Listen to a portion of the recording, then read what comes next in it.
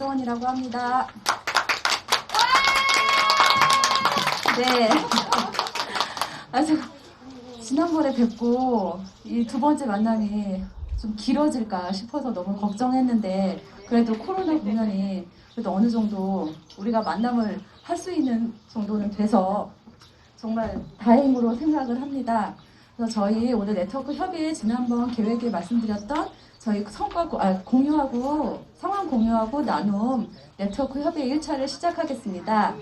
네, 먼저 저희 나주교육에 그리고 나주마을학교에 굉장히 많은 애정을 갖고 저희를 바라봐주고 계시고 도와주고 계시는 우리 교육장님 나오셔서 인사 말씀 하시겠습니다. 네, 감사합니다. 혹시 그 리액션이 또 좋네요. 오는 동안에 그 나주 하면 또 유명한 또 특산물 있죠. 예. 뭡니까? 네, 나주 배인데 그 배꽃이 활짝 피어 있는 것을 볼 수가 있었습니다. 아마 운전을 오시나고 좀 못 보시는 것 같은데 저는 이제 이렇게 보고 왔는데요. 어쨌든 그동안에 이제 벚꽃 뭐 이렇게 개나리꽃 피었던 게 치고 또 이어서 영산강가에는 또 윤채꽃이 이렇게 만발해 있습니다. 또 백꽃이 이렇게 하얗게 물들어 있어서 이 꽃들이 이제 점점 잘 수용되어지고 자라나서 열매 맺어지고 커서 우리가 이제 볼 수 있는 좋은 결실이 맺어졌으면 하는 그런 바람을 또 해왔습니다. 그와 함께 이제 우리 마을 학교도 이제 작년에 이제 18개에서 올해 22개로 이렇게 확장해서 운영하고 있는데요. 그 작년에는 4개 있던 것들이 작년에 18개, 올해 22개로 이렇게 확장되어지고 있는데 이렇게 양적인 그 팽창과 함께 또 오늘 이 자리와 같은 이런 많은 노력 덕분에 또 그런 질적인 그런 향상이 있을 거라고 기대해 봅니다.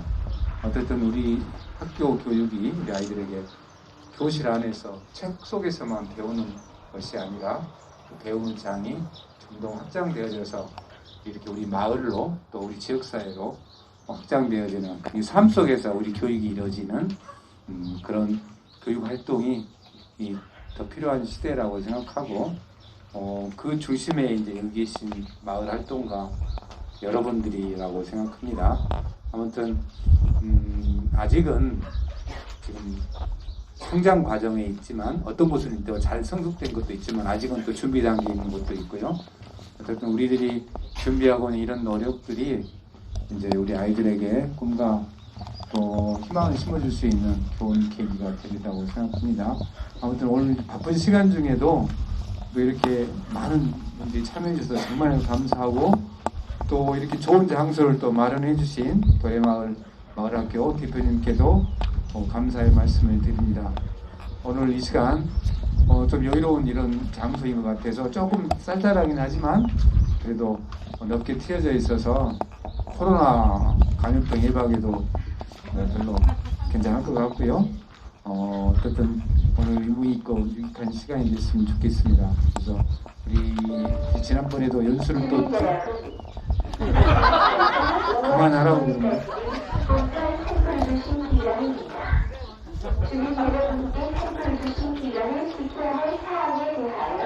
역시 마을 학교나 방송이 좋습니다. 이를 위반하면 10만 원의 과태료 처분을 받게 됩니다. 둘째, 사례는 성냥이나 라이터와 같은 인화물질을 가지고 들어갈 수 없습니다. 산에서는 일체의 휴사가 금지되며 담배를 피우거나 꽁초를 버려서도 안 됩니다. 이를 위반하면 30만 원의 과태료 처분을 받게 됩니다. 한평생 정성 들여 키운 산림이 사소한 부주의로 죗더미로 변하지 않도록 주민 여러분의 적극적인 협조를 당부드립니다. 감사합니다. 네, 잘 들으셨죠? 산불 예방에 준비해 주시기 바랍니다. 어쨌든 마을과 연계한 교육과정 운영, 특히 이제 지난번에 뭐 그 프로젝트 수업도 좀 공부하기도 했지만 그런 교육과정과 연계 마을 교육 이렇게 잘 이루어졌으면 좋겠습니다. 하여튼 그만하라고 해서 그만 마치겠습니다. 감사합니다.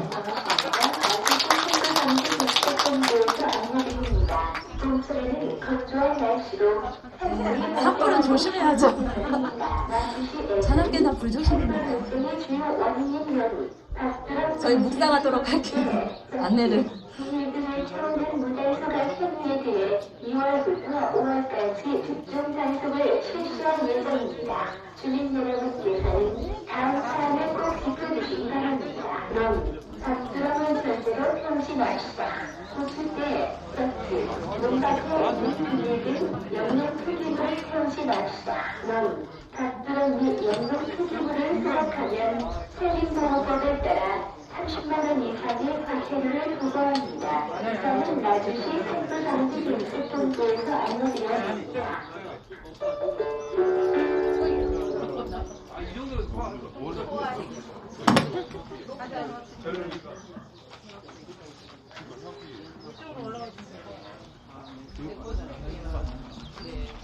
금방은 또 뭐 안내 말씀이 또 나온 것 같은데 하여튼 저희들이 배워야 될 게 많은 것 같습니다.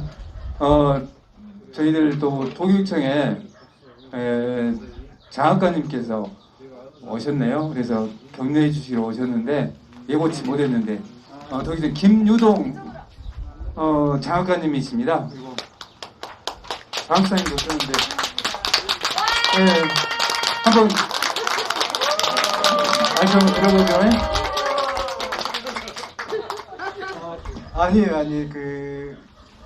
의미 있는 모임을 하고 계신다고 해서 저희들이 또 귀담아 드려야 될 내용도 있을 것 같고 또 어떤 얘기를 나누신지 혹시 또 저희들이 도움이 되어 드려야 될 부분이 있는지 해서 왔습니다. 그래서 그대로 진행하시면 좋을 것 같고요. 같이 이렇게 시간을 하도록 하겠습니다. 예, 고맙습니다.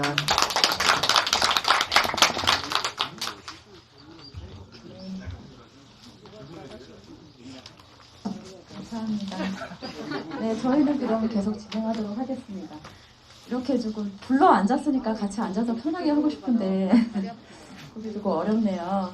네, 저희 오늘 협의회 같이 이 내용 나누기 전에 저희가 강사님 한 분 모셔서 저희가 좋은 말씀 듣고 그거 같이 공유하면서 그거 같이 나누고 그러고 나서 저희 또 협의를 하려고 합니다.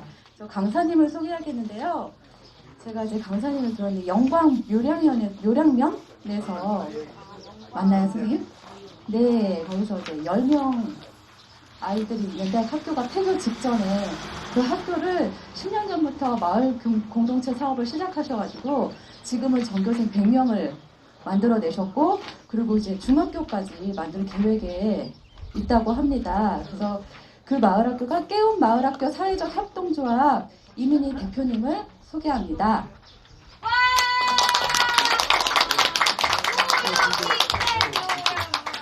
네, 안녕하세요. 다시 인사드리겠습니다.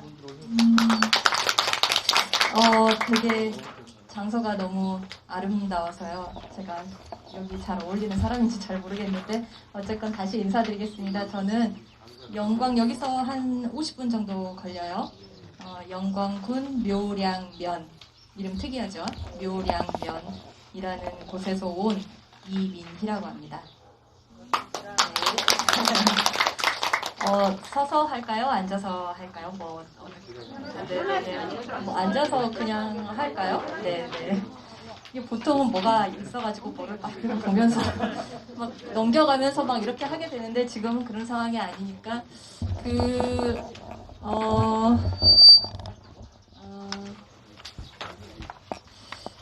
저희가 어저께 영광 교육비전 원탁 토론회라는 걸 했어요. 영광 전체에서 최초로 한 거예요. 제가 알기로는 그래요. 영광 역사상 최초로. 그래서 어제 저녁 6시 반부터 밤 9시 넘어서까지 했어요. 그래서 지역 주민들 모여가지고 코로나 상황이니까 방역 수칙을 지키면서 한 70여 명 가까이 이렇게 모여서 영광 교육의 미래에 대해서 어제 저녁에 토론을 했거든요. 이례적인 거는 저녁 시간에 다 밥도 안 먹고 와서 토론한다는 것도 이례적이고 처음으로 그런 지역 교육의 문제를 지역 주민들이 모여서 논의한다는 것도 보통 이제 학교 교육은 학교 소관이지라는 인식이 강한데 이제 우리가 그런 인식을 깨고 지역사회도 교육의 일 주체로서 참여하자 이런 취지가 지금 마을학교에 흐르고 있는 기본적인 취지 아니겠습니까?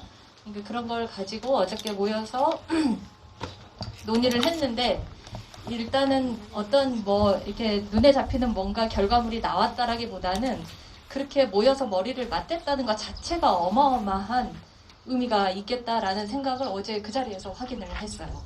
제가 그 토론회를 준비한 실무단 중에 한 명이었는데 사실 아리까리했어요. 과연 뭐가 될 것인가. 이렇게 딱 이렇게 청사진이라고 할 만한 뭐가 없는 상태에서 사람들이 모였는데 토론이 과연 가능할까? 라고 하는 의구심이 살짝 있었는데 그래도 한번 해보자라고 해서 모인 겁니다. 근데 확실히 사람들이 모이니까 나와 같은 생각, 그러니까 우리가 지역 교육이 잘 돼야 된다라고 하는 생각이 나만의 생각이 아니라 그 주민들의 대체적으로 공통된 생각이구나 라고 하는 걸 어제 그 자리에서 확인을 한 거죠. 그러니까 대체로 여기 모여있는 사람들, 영광 주민들이 영광교육의 미래와 발전에 대해서 고민하는구나, 같이 머리를 맞대면 뭔가 나올 수 있겠다라고 하는 것을 확인한다는 것 자체가 어마어마한 에너지이고 동력을 얻었다라고 생각을 했어요. 그래서 어제 이제 논의하면서 농촌이 죽어가고 있다고 하잖아요. 나주는 사실 조금 다를 수도 있겠다라는 생각을 해요. 아무래도 나주시고 저는 묘량면이고 하니까 약간 좀 사이즈가 다르죠. 다른데 어쨌건 전남의 전체적인 현황은 농산어촌 지역이 대부분이고 작은 학교가 많이 있고 또 아시다시피 그 농산어촌 지역이 많이 어려움을 겪고 있잖아요. 근데 어려움을 겪고 있는데 과연 그러면 지역을 뭘로 살릴 거냐. 인구는 계속 빠져나가고 있고 아이들은 태어나지 않고 어르신들은 돌아가시고 있는 이 총체적인 난국인데 과연 지역을 무엇으로 살릴 건가 이렇게 물었을 때 교육 말고 뭐가 있을까라고 하는 데 대한 되게 깊은 공감대가 어제 그 자리에서 형성이 됐어요. 그래서 그러면 이 교육, 영광 교육을 살려야 영광 지역이 산다라는 데 대한 것들을 확인하면서 앞으로 그러면 이런 논의 체계를 여기서 끝내지 말고 계속 이어가면서 그 안에서 뭔가 우리가 만들어보자. 어제 그런 논의를 밤 9시 반까지 하고 지금 오늘 여기 왔거든요. 그러니까 제가 말씀드리고자 하는 요지는 결국은 지역의 교육 문제는 지역 주민들이 스스로, 그러니까 지역의 교육 문제는 학교만의 어떤 소관이 아니라 지역의 삶과 직결된 문제이고 지역사회 전체의 문제다. 그 중에 우리 삶과 연관된 여러 가지 영역들이 있잖아요. 뭐 주거, 교통, 복지, 일자리, 등등 여러 가지 의료, 여러 가지 영역들이 있겠습니다만은 그 중에 교육이 어쨌건 뭔가 바로 서지 않으면 나머지 부문들 있죠. 삶과 관련된 나머지 부문들은 필연적으로 쇠퇴하게 돼 있는 것 같아요.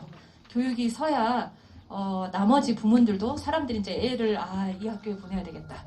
여기서 얘를 키우면 좋겠네. 이렇게 돼야 사람들이 살로 들어오면 당연히 없던 버스도 생기고 없던 가게도 생기고 그런 거 아니겠습니까? 그러니까 결국은 농촌은 굉장히 총체적인 난국인데 이 총체적인 난국인 상황을 동시에 모든 부문을 다 동시다발적으로 일으켜 세운다. 이건 불가능하고 그러면 어떤 거를 주선으로 해서 농촌과 지역사회를 복원해 갈 거냐 이렇게 봤을 때는 아무래도 교육이 전남의 현실에서는 가장 중요적인 과제가 아닌가 이런 거예요.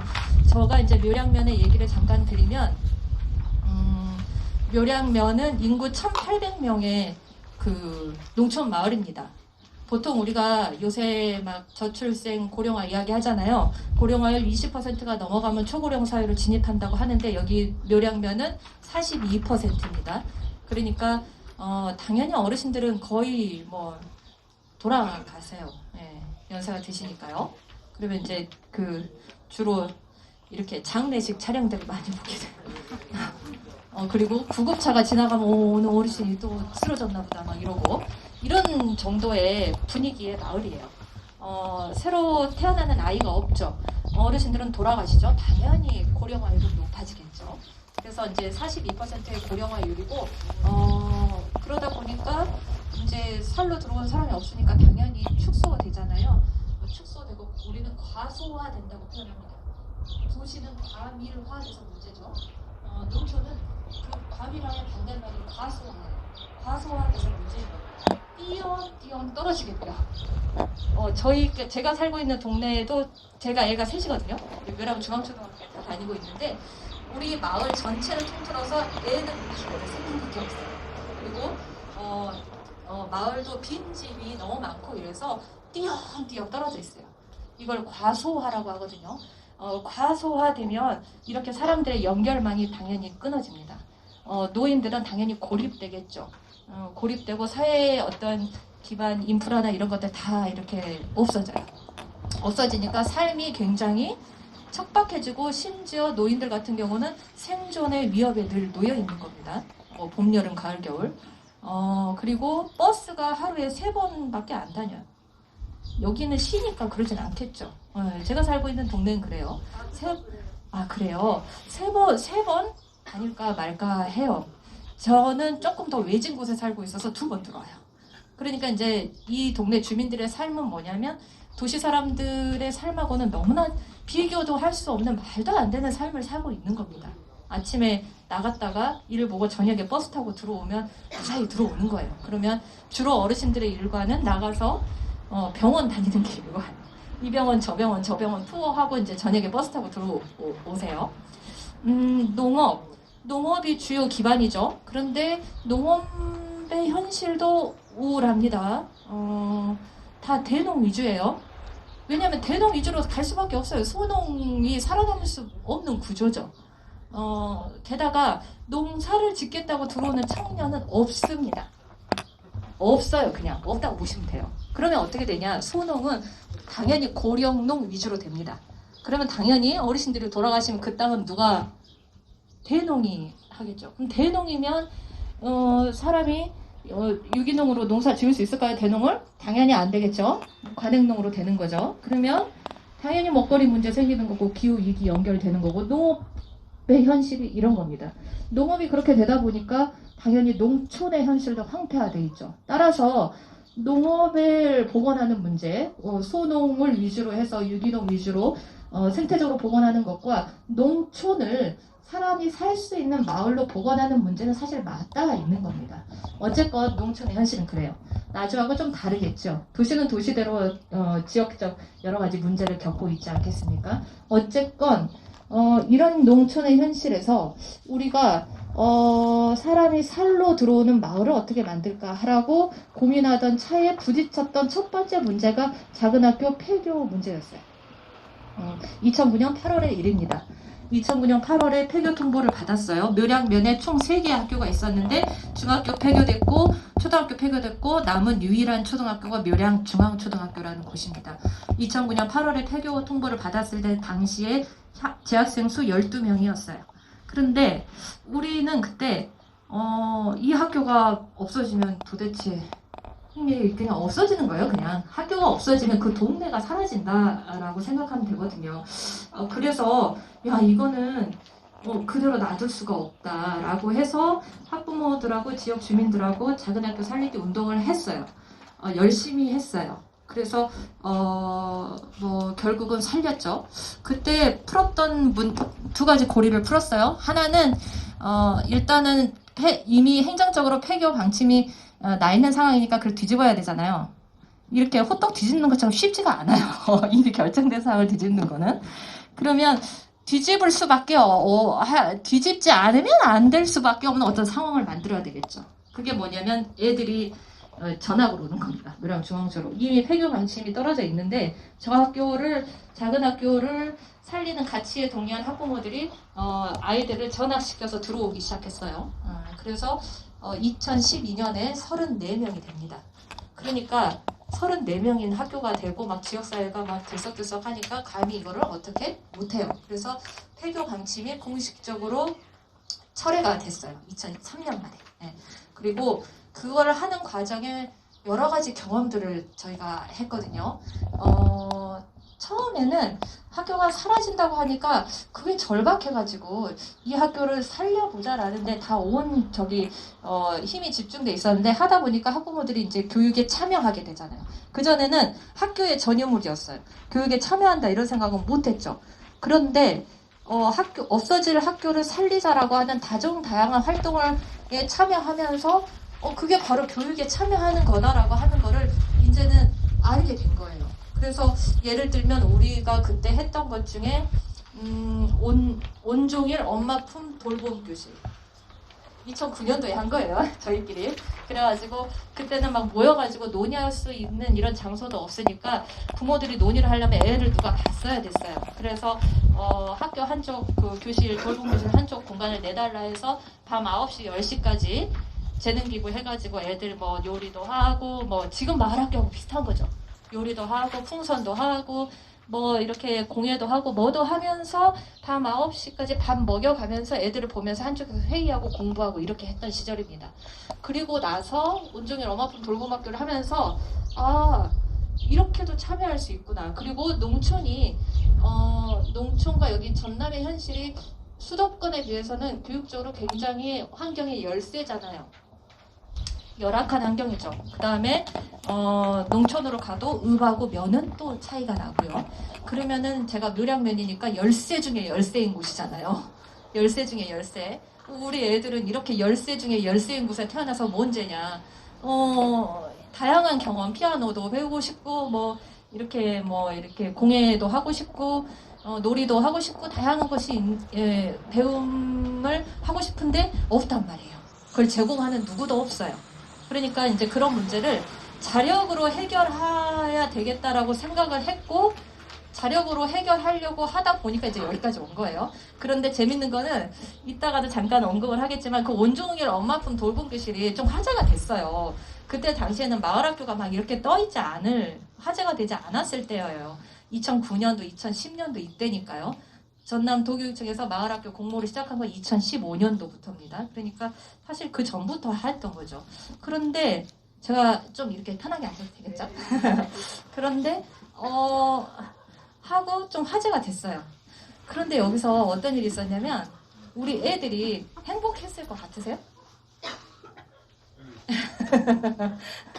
애들이 안 좋아했어요.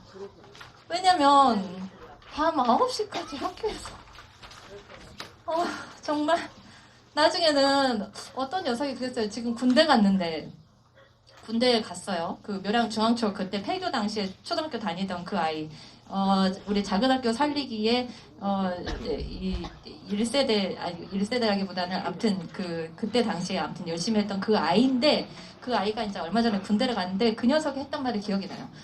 이모들 삼촌들의 작은 학교 살리기 운동의 최대 피해자는 나라고 생각한다고. 이유는 뭐냐면 부모하고 늘 떨어져 있었고 엄마 아빠들이 늘 그 작은 학교 살리기 한다고 뭐 여러 가지 하고 다니다 보니까 떨어져 있었고 또 좀 이렇게 뭐 하려고 하다 보니까는 뭐를 배워라 해가지고 이 프로그램 저 프로그램 막 하라고 해갖고 막 저녁에도 하고 주말에도 하고 너무 싫었대요.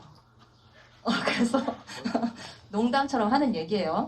그런데 너무 싫었대요. 그래서 우리가 그때 당시에 온종일 엄마품 돌봄 교실 2011년도 12년도까지 하다가 정리하면서 그런 고민한 거예요. 야 잘못했구나. 아이들을 행복하게 만들고자 하는 교육인데 애들을 힘들게 한다는 건 이건 모순 아닌가. 그럼 과연 도대체 마을교육 공동체, 마을학교는 어떤 모습이어야 될까? 이런 거에 대해서 조금 고민을 안게 됐어요. 고민을. 우리는 애들을 잘 키워보려고, 애를 행복하게 해보려고 한 건데 애들은 행복하지가 않다는 거예요. 엄마들은 힘들고. 그래서 한번 고민해보세요.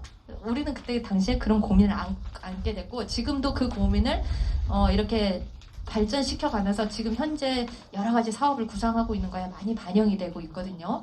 그랬어요. 아무튼 그래서 아이가 행복한 교육, 아이가 동네에서 사람들과 다양한 관계를 맺으면서 어떻게 안전하고 행복하게 성장할까라고 하는 것들이 단순히 많은 프로그램에 애들을 이렇게 끼워 맞추는 것이 아니다라고 하는 것에 대한 약간의 힌트를 얻었었어요. 그때 당시에. 예. 그러면 과연 본질은 뭘까? 마을교육 공동체의 본질은 뭘까? 마을학교라고 하는 하나의 어떤 시스템이 마중물이 될 수는 있어도 마을학교와 마을학교에서 하는 프로그램 그것이 마을교육 공동체로 이렇게 다 수렴될 수 있는 문제인가에 대한 고민을 안게 됐어요. 이게 2000년대, 2010년대 초반에 저희 고민이에요. 예.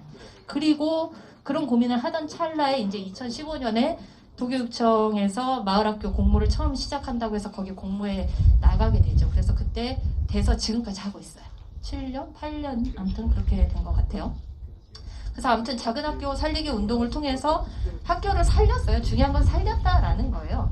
살렸는데 그 과정에서 우리가 두 가지 중요한 어떤 교훈을 얻었던 거는 하나는 저희 묘량면이잖아요. 묘량면은 사실은 두 개의 면이 합쳐진 거예요. 묘장면과 향량면이라는 것이 합쳐졌어요. 둘 다 이름 어렵죠. 그래서 묘와 양자를 따서 묘량이 된 거예요. 그런데 이 두 개의 지역을 가로막는 산이 있어요. 이게 장암산이에요. 근데 시골에 살아보신 분은 알겠지만 이거 어마어마한 문화와 이 생활 양식의 차이가 사실 되게 커요. 산 하나를 사이에 두고 지금은 하나의 행정구역이라서 묘량면으로 돼 있지만 그때 당시에는 합쳐지기 전에는 두 개의 행정구역이지 않습니까? 그러니까 지역적으로 약간 달라요. 그런데 첫 번째 학교가 폐교될 때, 그러니까 묘랑 중앙초 전에 초등학교가 폐교될 때 이게 폐교하는 과정에서 지역적으로 분란과 갈등이 있었습니다. 그래서 가뜩이나 산맥을 중심으로 산을 중심으로 다른데 가뜩이나 다른데 학교가 하나 폐교되는 걸 두고 폐교를 해야 되네 말아야 되네 들어오는 지원금을 어디다 써야 되네 말아야 되네라고 해서 지역사회에 분란이 생겼어요. 이게 작은 학교 폐교의 안 좋은 모습 중에 하나거든요. 그래서 분란이 생겨가지고 지역적으로 사이가 안 좋아요. 그러면 우리가 묘랑 중앙초등학교를 살리자라고 얘기했을 때 지역 주민들이 흔쾌히 동의해서 나섰겠습니까? 나몰라라 했어요. 네, 나몰라라 했죠. 학교가 폐교되든지 말든지 우리 어르신들은 자기네들은 이제 상관없다 이거야. 자기 자식들은 다 키워서 보냈으니까. 그러면은 이제 설득해야 됐었어요. 설득해. 아까 과소화라고 표현했죠. 농촌의 공동체, 그러니까 도시의 공동체와 농촌의 공동체는 좀 다른데 농촌의 공동체는 그 과소화 문제 때문에 예전에 우리가 흔히 추억 속에 알고 있던 그런 전통적인 공동체의 모습을 거의 상실했다고 보시면 됩니다. 전통적인 공동체의 모습 뭐예요? 옆집에 뭐 가숟가락이 몇 개인지 알고 무엇이 똥개가 누렁이가 뭐를 했네 뭐 이런 걸 아는 사이라고 하잖아요. 지금은 과소화, 띄엄띄엄 게다가 젊은 사람들이 없고 대부분 독거 아니면 부부 할머니 할아버지 이렇게 살고 있는 이런 상황에서는 옆집에 밥숟가락이 몇 개인지 알 수가 없어요. 사람들의 관계망과 연결망은 끊어졌고 노인들은 고립돼 있고 공동체는 해체 국면입니다. 지금 이게 농촌의 현실이거든요. 그러면 공동체라고 하는 거는 우리 관념 속에 존재하는 그런 게 아니라 현실에서는 그냥 어디 존재하는 뭐가 아닌 거예요. 아닌 거예요. 그 아니라고 하는 거를 그때 확인한 거예요. 농촌이니까 뭔가 좀 단합도 되고 공동체도 되고 하겠지. 아니었어요. 전 그러면 뭐냐 작은 학교 살리기를 하기 위해서 지역 주민들을 설득했어야 됐었죠. 만나면서 설득하고 이것이 우리의 미래와 무슨 연관이 있고 하는 거를 지난하게 설득하는 과정에서 어쨌건 성공을 하잖아요. 성공을 했어요. 여기에 가장 현격한 공을 세운 건 학부모들입니다. 가장 절실한 이해가 있는 아이를 보내고 있는 학부모들이 주축이 돼서 그걸 성공을 시키는 과정은 지역의 공동체 그렇게 과소화로 인해서 단절되고 해체되고 이렇게 파괴된 공동체를 정확히 복원하는 과정하고 일치했어요.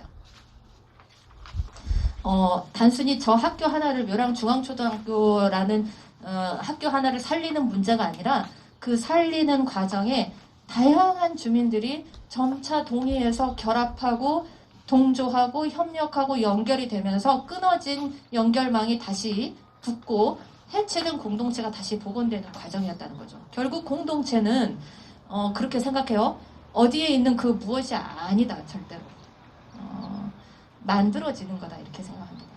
그럼 만들어지는 노력, 만들고자 하는 노력 이런 게 우리 그 마을학교의 노력이 아니겠습니까? 그래서 어쨌건 작은 학교 살리기 운동은 우리 지역의 현안 문제인 교육 문제 중에 가장 현안인 학교 폐교를 막기 위해서 지역 주민들이 힘을 합쳐서 이렇게 노력하면서 깨졌던 공동체를 복원하는 과정이었다 이렇게 생각하고요.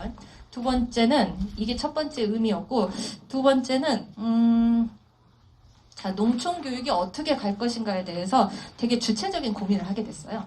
그냥 학부모가 내지는 지역 주민이 그냥 학교 교육에 뭐라고 해야 되죠? 그냥 방관자 아니면 수동적인 특히 학부모들 같은 경우는 애매한데 위치가 약간 뭐 치맛바람 이런 것도 있잖아요 사실. 근데 이제 학부모가 예를 들어서 민원인이 될 것인가 학교 교육에 이렇게 학교를 왔다 갔다 하면서 학부모가 민원인이 될 것인가 아니면 교육의 주체가 될 것인가 교육의 소비자가 될 것인가 아니면 능동적인 주체로 거듭날 것인가 이 정체성을 우리는 지난 기간 묘랑 중앙초등학교를 베이스로 한 여러 가지 활동을 통해서 이 정체성을 세워가는 과정이었다고 생각해요. 그전에는 별로 관심도 없었고 내 아이가 중요했기 때문에 내 아이의 문제만 있으면 막 득달같이 달려가서 학교에 뭐 항의하고 이런 거 너무 빈번했었는데 이런 과정을 통해서 이제 인식의 전환이 온 거예요. 마을교육 공동체의 가장 중요한 이념 중에 하나는 이런 거 아니겠습니까? 내 아이가 아니라 모두의 아이. 내 아이 중심이 아니고 모두의 아이라고 하는 관점을 세우는 거잖아요. 그러니까 학교 운영에 있어서도 학부모들이 내 아이의 문제만 눈에 불을 켜고 보는 게 아니라 모두의 아이의 관점에서 학교 문제를 사고하자라고 하는 데 대한 인식의 전환이 있습니다. 그렇게 되면 상당히 놀라운 변화들이 일어납니다. 그런 인식의 전환이 있으면. 그래서 모두의 아이라는 관점, 이제 묘랑 중앙초등학교 같은 경우는 지금 여전히 아주 잘하고 있는 게 아니라 여전히 많은 문제들을 겪고 있지만 매년 초마다 학부모들이 바뀌잖아요. 나갈 학부모 나가고 들어올 학부모 들어오고 인적 구성이 바뀝니다. 마을 교육 공동체의 중요한 특징 중에 하나 그건 거 아닌가요? 학교랑 연계돼서 하는 활동의 인적 구성 계속 바뀌잖아요. 학부모 바뀌고 학부모만 바뀌나요? 선생님 바뀌잖아요. 네. 활동가만 그대로 있어요. 죽어나죠 활동가. 근데 아무튼 그게 바뀌는데 묘랑 중앙초등학교는 매년 초에 학부모 교육을 학부모 회의에서 해요. 이 내용을 가지고 신규 학부모들 교육을 합니다. 그래서 어쨌건 학부모가 가지는 정체성, 민원인이 아니고 교육의 주체로서 참여해야 된다.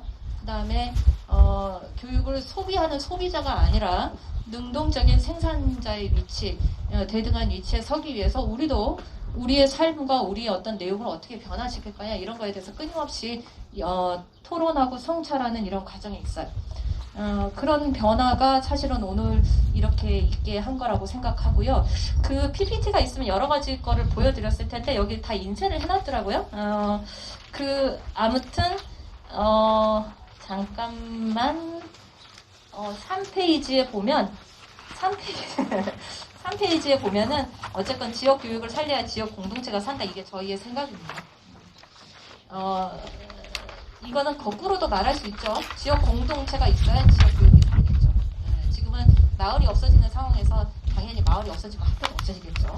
그러나 반대로 지역의 교육을 학교를 기축으로 한 지역의 교육을 살리면 지역도 살 것입니다. 이게 전남의 현실이라고 생각하고 그건 우리는 지난 10년 동안 확인을 해왔다 이렇게 생각을 합니다. 그 요량면 깨운 마을학교에 대해서 잠깐 말씀드리면 그렇게 온종일 엄마품 돌봄 교실을 하다가 이제 깨운 마을학교를 2015년에 만들었어요. 만들면서는 아주 작게 여러 가지 재능 기부를 통해서 할 수 있는 다양한 체험 활동들 위주로 했습니다. 주로는 어떻게 하세요? 다 주말 이런 때 활동하시는가요? 주말이나 뭐 이렇게 저녁 시간 때. 시간 맞춰서. 그죠. 저희 또 주말 시간대 주로 했어요. 그 다음에 저녁 시간대 주로 하고. 그러니까 당연히 애들이 즉각적으로 반발해요. 피곤하다 이거예요. 피곤하다. 피곤하다. 그런 고민하면서 이제 고민이 학교 아이들을 이렇게 다양한 프로그램 저희 이제 깨운 마을학교가 연중 10여 개 넘는 프로그램을 해요. 이제 연중 10여 개 넘는 프로그램을 그 전년도 하반기부터 논의해서 짜기 시작하는데 목표는 그거예요.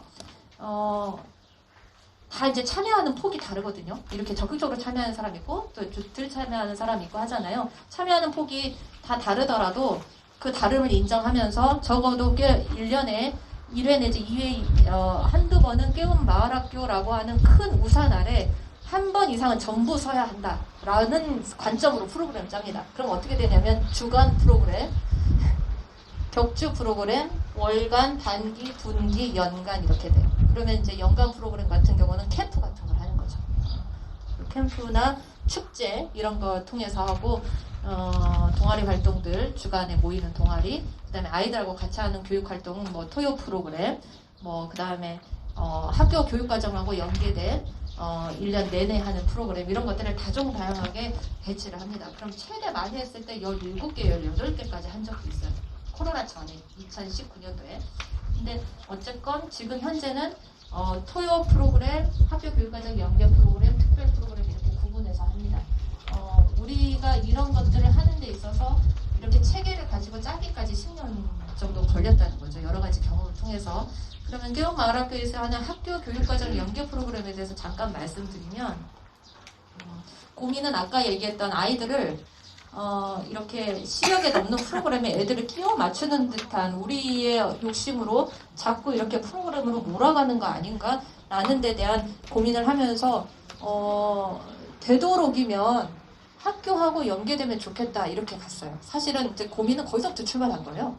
이렇게 지금은 마을과 학교가 벽을 허물고 연계하자, 만나자, 교육과정을 같이 짜자 이런 게 이제 일반적으로 많이 얘기가 되고 권장이 되잖아요. 근데 저희가 이제 고민할 때는 그런 거창한 고민은 없었고 그냥 애들이 피곤해하니까 이건 좀 뭔가 아닌 것 같아. 그러면 최대한 아이들이 쉬고 놀 수 있는 시간을 보장하면서 그럼에도 불구하고 학교로 들어가는 순간 마을과 딱 분리가 되잖아요. 지금 현재는 구조가 그래요. 공교육이 학교로 들어가는 순간 마을과 딱 분리가 됩니다. 근데 이거를 최대한 장벽을 낮추고 서로 이렇게 마을 전체를 이렇게 배움터 삼아서 할 수 있는 다양한 활동들도 그럼 어제 시간에 할 거야? 어떤 시간에? 애들은 피곤한데 학교에서 정규 수업 끝나고 방과 후 하고 저녁 돌봄까지 하면 7시에 끝나요. 그럼 우리가 7시에 모이는 거예요. 그래가지고 7시에 모여서 애들을 밥을 주면서 막 뭐를 해요. 그러니까 당연히 피곤하겠죠. 그리고 막 주말에도 막 뭐를 하고. 자, 이렇게 안 하려면 그럼 어떻게 해야 될까? 애들 피곤하게 안 하려면. 그런데 마을에서 아이들이 마을 시민으로서 정체성을 갖고 살아나가게끔 하는 다양한 활동들이 필요해요. 그러면 당연히 합리적으로 어떻게 해야 되겠어요? 학교 그 시간에 해야 되잖아요. 그러면 학교 시간에 아이들이 학교 안에 있는 그 시간에 하면 제일 좋지 않습니까? 그러면 저녁에 집에 와서 쉬죠, 그냥. 아, 그래야 되겠다. 그러면 애들을 쉬고 놀게 하면서 저녁에 자유롭게 풀어주면서 낮에는 이렇게 마을 교육을 할 수 있겠구나. 자, 그럼 이걸 어떻게 가능하게 할까? 학교에 제안을 해야 되겠다. 이렇게 가는 거죠. 그래서 묘랑 중앙초등학교하고 만나서 이제 토론을 하기 시작했어요. 그래서 이제 몇 가지를 제안을 합니다. 이런 취지에 대해서 이야기를 하면서 학교와 마을이 같이 그러면 교육과정을 짜볼까? 이렇게 되는 겁니다. 그리고 이제 학교 교육도 공교육이 변해야 된다 하면서 지향점이 마을로 많이 나가라. 지역을 좀 알게 해라. 이런 걸 많이 이렇게 권장하고 이렇게 많이 활성화하려고 노력하고 있거든요. 이제 그런 시대적 흐름하고 잘 맞아떨어진 거죠. 그러면은 그래서 우리가 토론하고 논의하고 선생님들하고 같이 의논하는 논의 구조가 있어요. 그게 마을교육과정 협의회라는 겁니다. 이게 깨운 마을학교하고 묘랑 중앙초등학교하고 협의회를 운영해요. 이 협의회에서 지금 이제 2021학년도잖아요. 2021학년도 교육과정을 2020년 작년 하반기부터 같이 논의했어요. 그리고 같이 짠 거예요. 2021학년도 교육과정을. 그리고 이 교육과정을 짜는 데 있어서 이제 마을교육과정을 같이 짠 거죠. 그래서 짜는 데 있어서 각각의 역할을 어떻게 할 거며 어떤 방식으로 운영할 거며 평가는 어떻게 할 것인지까지 대단히 세밀하게 논의를 합니다. 그래서 지금 현재 3, 4, 5, 6학년 마을교육과정을 해요. 3학년은 우리 마을 역사 탐험대라고 마을들의 역사적인 공간에 가서 거기서 배우는 이런 활동을 해요. 그 다음에 4학년은 어린이 농부학교라는 프로그램을 합니다. 연주. 연중해요. 지금 말씀드리는 프로그램이 연중하는 거예요. 연중 1년 된. 그 어린이 농부학교라는 프로그램을 통해서 4학년 전체가 다 이 프로그램에 참여하고 연중 농사를 지어요. 작년에는 마을의 교육장에 있어서 학교 그 차량으로 마을로 이동해가지고 마을의 어떤 모처에 조성된 교육장에서 활동을 했다면 이거를 더 심화하고 확장하기 위해서 올해는 학교 바로 앞에 땅에 그 교육장을 조성을 했어요. 그래서 아이들이 이름을 희망농장이라고 붙였습니다. 희망농장에 가보면 3가지 활동을 동시에 해요. 하나는 자기만의 나무가 있어요.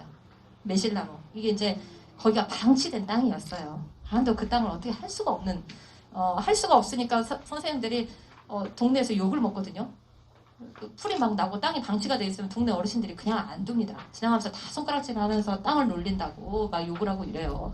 그냥 학교 선생님들이 욕을 먹지만은 뭐 어떻게 하겠어요. 부인들이 호미를 들고 그 풀을 낼 수도 없고.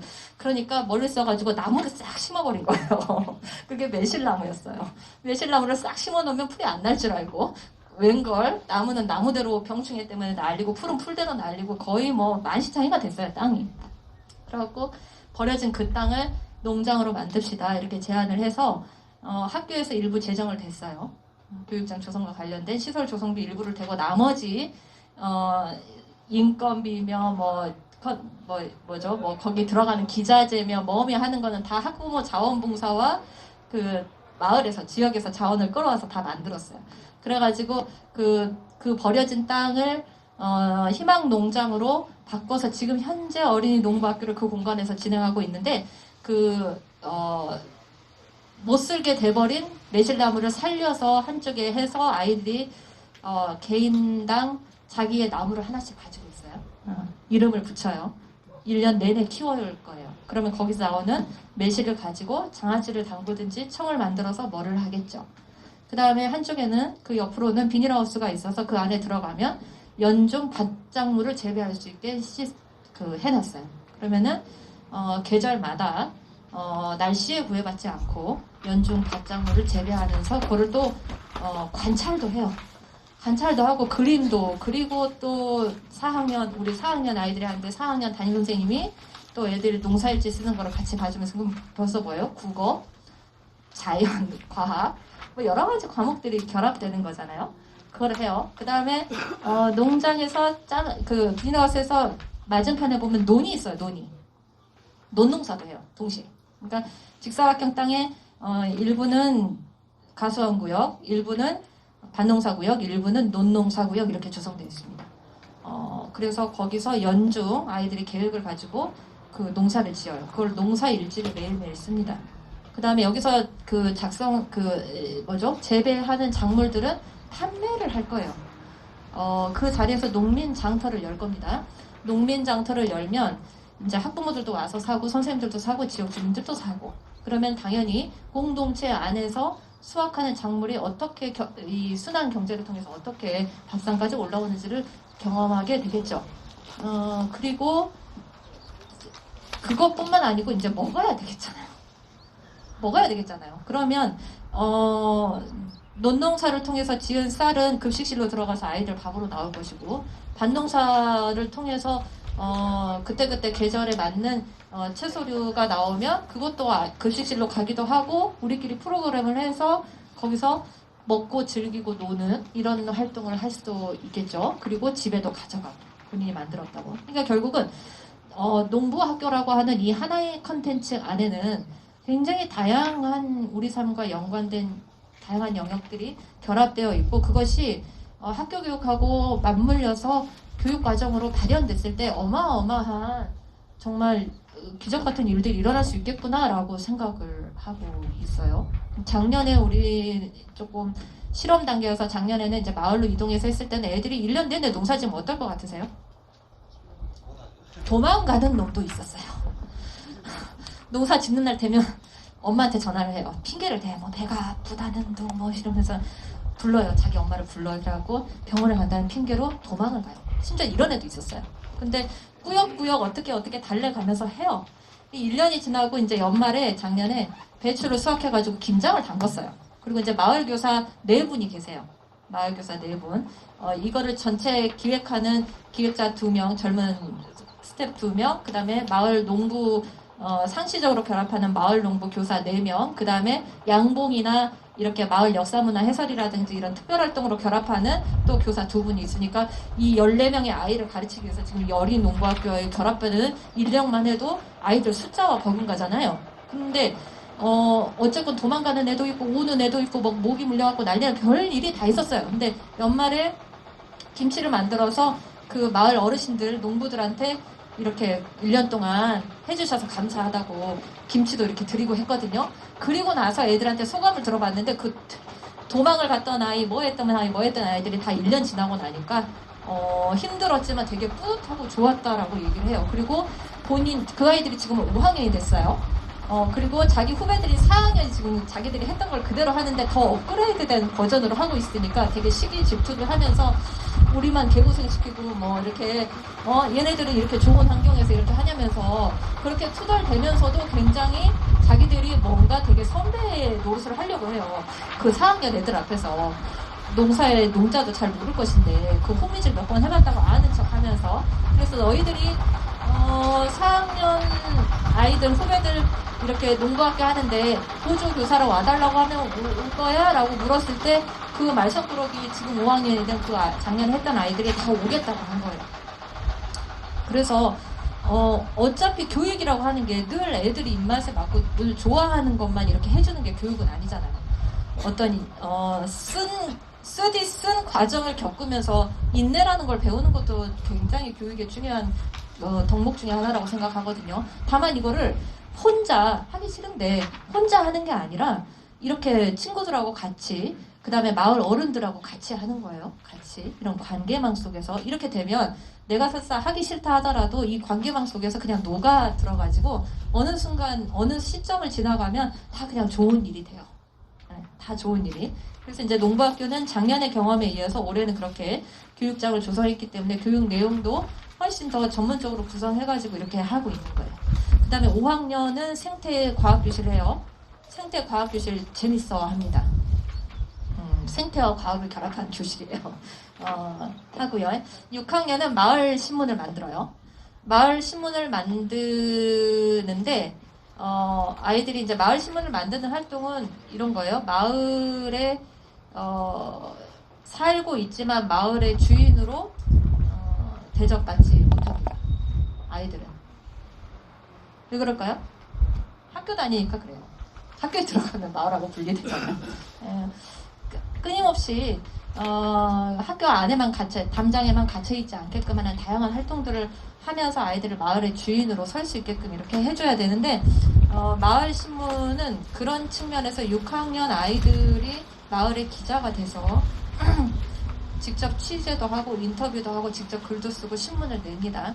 신문을 내는 데서 그치지 않고 신문을 낸다는 건 뭐예요? 지역의 의제를 발굴해서 지역의 의제를 본인들이 이렇게 글로 이렇게 표현한다는 거잖아요. 거기서 그치지 않고 그것을 실현하기 위해서 노력을 해야 되겠죠. 그러면 그 신문을 들고 군수도 찾아가고 교육장도 찾아가고 면장도 찾아가고 이럴 수 있는 겁니다. 그러면 그런 경험이 나의 노력을 통해서 지역의 문제를 이렇게 만들어 볼 수도 있겠구나라고 하는 그 하나의 경험이 아이의 성장에 어떤 영향을 미칠 것인가를 생각해 보면 마을 신문을 몇 장을 내는 거하고는 버금갈 수 없는 대단히 귀중한 가치를 지니고 있다고 생각을 해요. 그렇게 우리 묘량 마을 교육과정은 아이들한테 이제 기능을 가르치는 여러 가지 다양한 프로그램들 있잖아요. 마을학교 하다 보면 무슨 이렇게 도예라든가 아니면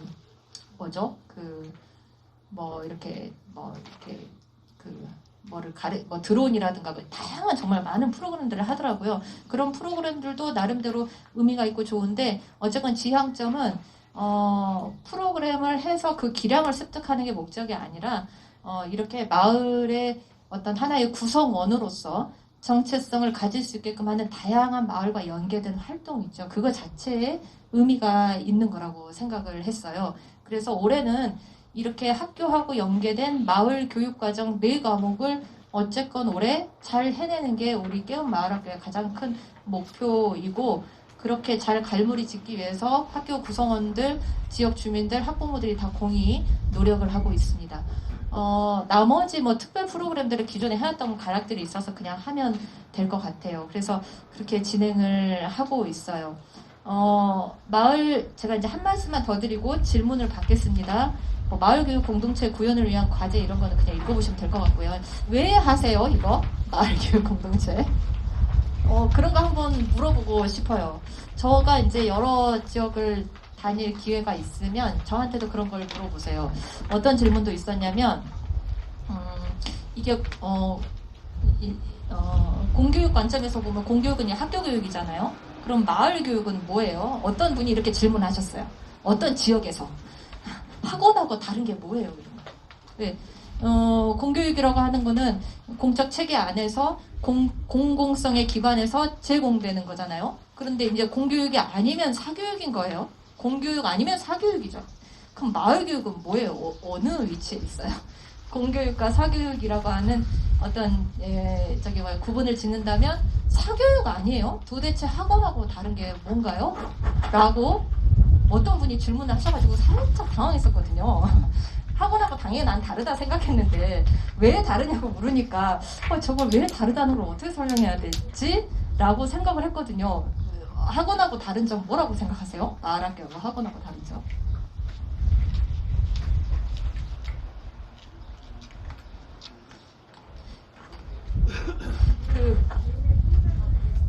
네네, 맞아요. 맞아요. 그렇죠. 모두의 성장을 위한 교육이죠. 제가 들었던 첫 번째는, 이걸로 돈 벌려고 하지 않는다라는 걸 들었어요. 가장 간단한 이유죠. 사교육은 분명한 목적이 있잖아요. 그죠? 학원 같은 경우는 수강생을 많이 받아서 학원비를 해서 어쨌건 경영 수익을 창출하는 게 목표 아니겠습니까? 우리는 사실 경영 수익을 창출하는 게 목표가 아니잖아요. 그러니까 사익을 추구하지 않는다라고 하는 결정적 차이가 있어요. 사익을 추구하지 않는다라고 하는 거는 돌려 말하면 공공성을 추구한다는 것이죠. 교육의 공공성을. 그렇기 때문에 그런 지점에서는 그런 교육의 공공성을 마을학교 안에 담아내기 위해서 우리가 어떤 노력을 끊임없이 해야 될 것인가에 대한 거는 마을학교에서 자체적으로 고민을 해야 되는 몫이라고 생각을 해요. 그런데 그런 노력들이 없으면 쉽게 오해를 받아요. 오해를 받아요. 우리가 공모사업을 통해서 마을학교를 한다고 했을 때 이 안에 무슨 인건비가 있는 것도 아니고 쇠빠지게 고생만 하고 있는데 그런 오해까지 받으면 안 되잖아요. 그러려면 마을학교가 교육의 공적 주체로서 이렇게 어떤 역할을 해야 된다라고 하는 데 대한 단순히 이제 어떤 하나의 특정한 프로그램을 잘 진행하는 것도 중요한데 그거를 통해서 우리가 이루고자 하는 어떤 꿈과 가치 이런 건 무엇인가에 대해서 끊임없이 성찰해 볼 필요가 있다고 생각해요. 그렇게 됐을 때 지속 가능할 수 있다고 생각해요. 그렇게 됐을 때 지치지가 않아요.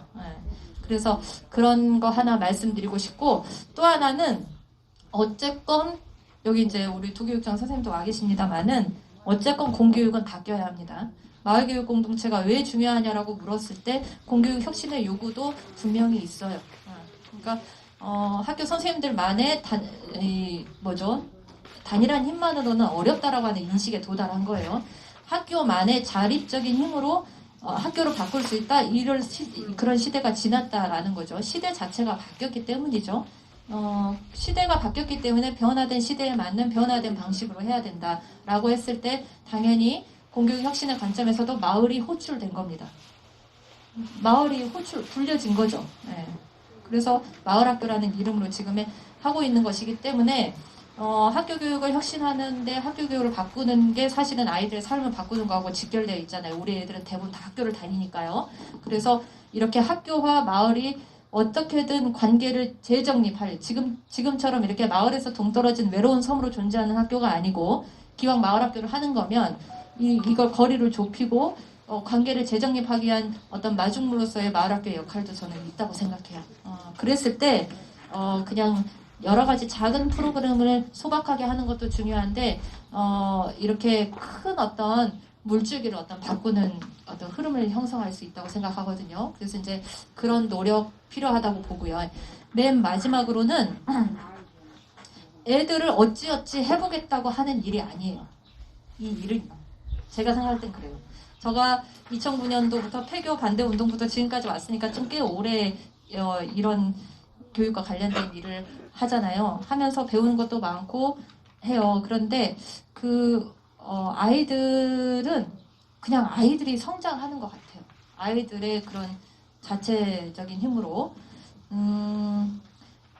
애들을 뭐 어찌어찌 우리가 이제 뭐 이렇게 농촌이 열악하고 교육적 현실이 열악하니까 한 개라도 도시에 뒤지면 안 되니까 한 개라도 더 많이 배워야 돼 이런 관점이 아니라 애들은 어찌어찌 해보겠다는 관점이 아니라 내 삶을 이렇게 공동체적으로 바꾸는 과정인 거죠, 사실은.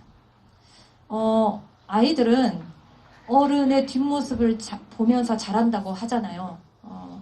어른의 뒷모습을 보면서 자라는 것이기 때문에 우리의 관계가 학부모들 그다음에 지역 주민들의 관계가 이렇게 각자 도생하고 개인의 이익을 추구하고 서로 잘 모르고 이런 끊어져 있는 이런 관계가 아니라 딱 보니까 늘 학부모들이 모여서 우리 엄마, 아빠, 삼촌, 이모, 누나 이렇게 되는 거예요. 학부모로 만나가지고 어느 순간 보니까 이모, 형부, 엄마, 뭐 누나, 뭐 삼촌 이런 관계가 되는 거란 말이죠. 그러니까 내 삶도 어른인 나의 삶도 우리는 사실 이렇게 자라오는 과정에서 지금이야 이렇게 공동체에 대해서 막 얘기를 하지만은 공동체적인 방식으로 살아오셨어요? 학교 교육이 저희 자랄 때 그러지 않았잖아요. 뭐 폭력적인 대단히 억압적인 학교 문화에서 입시 경쟁 위주의 교육을 받으면서 이렇게 자라온 세대란 말이에요, 우리가. 그래서 그리고 또 IMF 터지고 또 어려운 일 겪으면서 어쨌건 일부는 잘 살기도 하겠지만 대부분은 이게 미래가 불안한 삶을 살고 있습니다. 다 각자 도생에 익숙한 사람들이에요. 유전 세포 자체가 그걸 인정해야 된다고 생각해요. 세포 자체가 그렇기 때문에 공동체적으로 살지 않았으면서 지금까지 살아오지 않았으면서 애들한테 너희들은 공동체적으로 살아야 된다라고 말을 하는 것 자체가 굉장히 형용 모순일 수 있다라는 겁니다.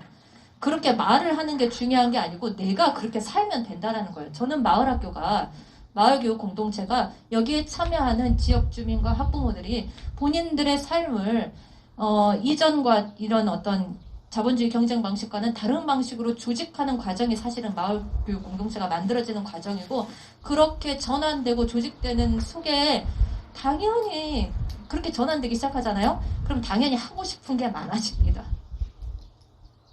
같이 여행도 가고 싶고 같이 밴드도 만들고 싶고 같이 요리도 하고 싶은 욕구가 생겨요. 그러면 그거를 이렇게 잘 A4 한 장으로 쓰면 그게 마을학교 프로그램이 되는 거 아니겠습니까? 예산도 준다고 하는데. 그래서 아이들은 결국은 어른의 그런 뒷모습을 보면서 자라기 때문에 아이들이 그런 공동체가 살아있는 환경에서 자라느냐 아니면 고립된 환경에서 자라느냐는 이 아이의 미래의 모습이 달라지겠죠.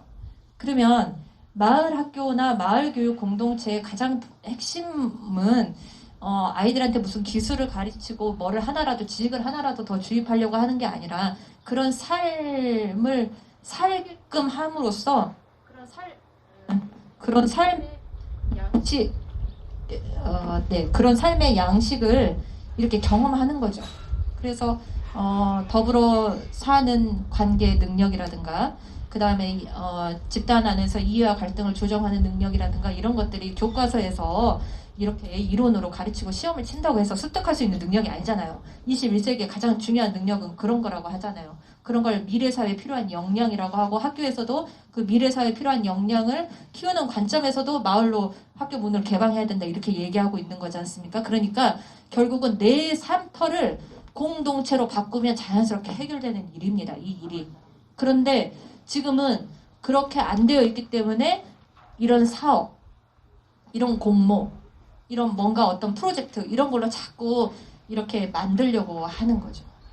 이미 우리의 삶의 원형이 공동체였다면 굳이 이런 공모가 필요했겠냐고요. 그냥 하고 있었을 거 아닙니까? 근데 이미 우리 삶의 원형이 많이 그런 모습에서 벗어나 있기 때문에 그거를 복구해보자고 지금 마을학교도 하는 거고 유사하게는 마을 공동체 사업도 있어요. 마을학교하고 거의 유사한 프로그램들 많이 하거든요. 그런 공동체라는 이름을 붙인 사업들을 막 엄청 하고 있는 거예요. 중앙부처에서도 다 하고 있고 지자체에서도 다 하고 있고 너무나 많아요. 이제 셀 수 없을 정도로 많아졌어요. 공동체라는 이름을 붙인 사업들이. 그러니까 그거는 우리 삶의 원형이 그렇게 안 되고 있으니까 그걸 복원해 보자고 지금 그런 사업을 통해서 정책을 통해서 제도를 통해서 이렇게 만들고 있는 거죠. 따라서 그런 것 같아요. 마을 교육 공동체를 하면은 행복했으면 좋겠어요. 이 활동을 통해서 뭔가 뿌듯하고 행복하고 내 삶이 풍성해지고 있다. 내가 혼자가 아니라 이 활동을 통해서 맺고 있는 다양한 관계망이 곧 그 사람의 사이즈를 결정하는 거죠. 한 사람의 품격은 그 사람이 맺는 관계의 총합을 넘어설 수가 없습니다. 그 사람이 어떤 관계를 맺고 있느냐가 그 사람의 정체성이 다르는 것이라고 생각을 하거든요. 그래서 더불어 사는 관계 능력이 21세기의 가장 중요한 능력이라고 하는 것처럼 그 관계 능력의 총합이 곧 나의 정체성을 결정하는 겁니다. 아이들을 그러면 어떻게 키울 거냐? 이런 부분은 나의 삶이 어떻게 전환될 것인가 라고 하는 물음하고 완벽하게 일치한다고 생각해요. 그래서 그런 측면에서 고민하면 좋을 것 같고 그렇기 때문에 마을학교는 하나의 마중물일 뿐이죠. 그리고 1년살이잖아요. 내년에 공모 또 할지 말지는 또 내년 돼가. 저희 깨운 마을학교가 뭐를 대단히 거창하게 하는 것처럼 말씀드리지만 사실 그렇지 않아요. 한 해살이에요. 한 해살이. 하루살이가 아닌 게 어디냐? 우리는 그렇게 생각해요. 그래서 한 해살이다. 한 해살이. 1년 잘 버텼어. 자, 그럼 내년에는 해 말어를 저희가 솔직히 거짓말 안 하고 내년 말에 얘기해요. 내년에도 교육청 공모를 해? 말어? 얘기해요. 그래가지고 하자 그러면 하는 것이고 안 하자 그러면 안 하. 어떤 사람은 때려치자 뭐 이렇게 얘기하는 사람도 있어요. 어렵습니다. 어려워요. 그런데 어려울수록 그렇게 본질적인 어떤 가치, 우리가 무엇을 향해서 가고 있는가에 대한 물음을 놓치지 않으면 좀 길게 갈 수 있지 않을까, 힘들어도 이렇게 생각을 합니다. 네, 이상으로 제가 두서없이 말씀드렸는데 제 얘기는 마치도록 하겠습니다. 혹시 뭐 질문 있으시면 그냥 하셔도 됩니다. 궁금한 게 마을에서 활동을 하게 되면은 저 같은 경우는 여기 나중에 팀을 했어요. 팀을 생기고 나서 외부에서 사람들이 오게 되는데 이게 마을에서 활동하게 되면은 너네 아버지 뭐 하시는 분이야 부터 시작해가지고 우리는 그냥 마을에서 놀려고 왔는데 너네 아버지 뭐 하시니? 나주에서 몇 년 살았니? 이런 것부터 시작을 하게 됐는데 혹시 얘기를 하게 되면은 이게 저 같은 경우는 마을에서 활동했을 때 처음 시작이 아버지가 뭐 하시니부터라고 시작을 해서 그거부터 시작을 했기 때문에 이렇게까지 마을 주민분들하고 깊숙하게 활동을 하기 위해서는 그러니까 지역에서 오래 사셨는지 아니면은 이거를 활동하면서 직접적으로 만들게 되셨는지 아니면은 지역에 뭐 유지분이 계신 건지 든든한 가방이 계신 건지 그런 거에 궁금해서. 네. 저는 그 묘량면, 서울에서 살다가 묘량면이라는 곳으로 2007년도에 귀농을 했어요. 귀농 귀촌, 그러니까 외지인이죠. 농촌에 가보시면 알겠지만 외지인을 절대 반기지 않습니다. 쟤들이 뭘 하나 보자 뭐 이렇게 하고 텃세를 안 부리면 다행이에요. 대부분 근데 이렇게 팔짱 끼고 이렇게 예의주시하면서 이렇게 쳐다봅니다. 지금은 이제 완벽하게 동화가 됐다고 생각해요. 꽤 오랜 시간이 걸렸죠. 사람들의 마음을 얻기까지는. 근데 이제 이 사람들의 마음을 얻는 과정에 아까 말씀드렸던 작은 학교 살리기 운동이 큰 역할을 했어요. 이렇게 우리가 젊은 사람들이 농촌에 들어와서 쟤들이 뭐 하나 보자 이렇게 봤는데 뭐를 해내네 뭐 이런 거죠. 신뢰라고 하는 거는 사실 말로 형성되는 게 아니라 그렇게 보여줌, 그 다음에 이런 게 중요하고 또 하나는 스며듦 이런 게 중요한 가치 같아요. 이렇게 농촌의 가장 공동체의 어려운 점 중에 하나는 귀농 귀촌인들이 정착을 잘 못한다는 어려운 점이 있어요. 근데 우리 이제 저희도 이제 귀농 귀촌인이지만 어쨌건 연식이 좀 되다 보니까 이제 지역 주민화 됐단 말입니다. 근데 지금은 이장님들이나 마을 어른들한테 말씀드려요. 살겠다고 들어온 사람이 있으면 두 팔 벌려서 환영해도 지금 될까 말까 하는 한국이에요. 어떻게 하나 보자 이렇게 팔짱 끼지 말고 우리 때나 그랬지 다음 때부터는 그러지 마세요. 왜냐면 살로 들어온다는 것 자체만으로도 감사해야죠. 노인들 자꾸 이제 돌아가시는데 지금 안 살로 들어오는데 누가 들어오겠다고 하면 환영해야죠. 막 쌀이라도 퍼다 줘야죠. 그 다음에 귀농 귀촌인들도 들어올 때 이렇게 원주민들하고 이렇게 화합하지 못해서 대부분 나가거든요. 그래서 화합하려면 결국은 두 가지만 저희는 초창기에 하면 된다고 해서 실제로 효과를 봤는데 첫 번째가 인사입니다. 인사. 예, 그냥 알든 모르든 무조건 인사를 하는 거예요. 무조건. 인사를 한 수백 번 하다 보면 다 알게 됩니다. 그냥. 그래서 인사예요. 인사. 그래서 제 애가 3명 있는데 이 애들은 심지어는 읍에 있는 마트를 나가도 만난 사마다 다 인사를 해요. 어렸을 때부터 그걸 봐가지고 그래요. 두 번째는 걸레입니다. 걸레. 한 손에 걸레를 들어라. 그러니까 우리 이제 처음에 2007년도에 내려가서 원래는 저는 우리 동료들하고 내려갔을 때 농촌 복지를 하려고 내려간 거예요.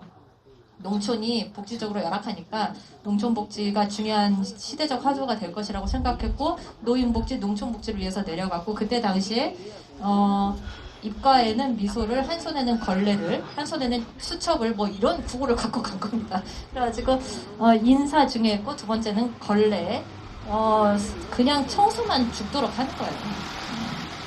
청소 하고 이렇게 동네 회관 뭐 아무튼 뭐 굳은 일을 하는 거죠. 걸레라고 하는 게 그냥 이게 상징적인 표현이니까요.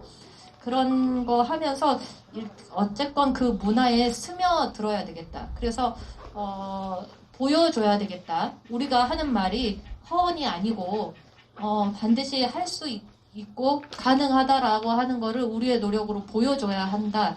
그 다음에 두 번째는 스며들어야 한다.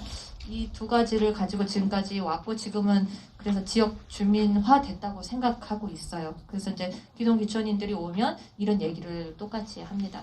마을마다 다 실정과 현황은 다르겠지만은 어쨌건 새로 들어가는 마을에는 스며들고자 하는 나의 노력도 필요하고 그 다음에 들어오는 사람을 품어주고자 하는 넉넉한 품도 필요한 겁니다. 근데 이제 저가 들어갈 때는 농촌이 너무 정말 척박하거든요.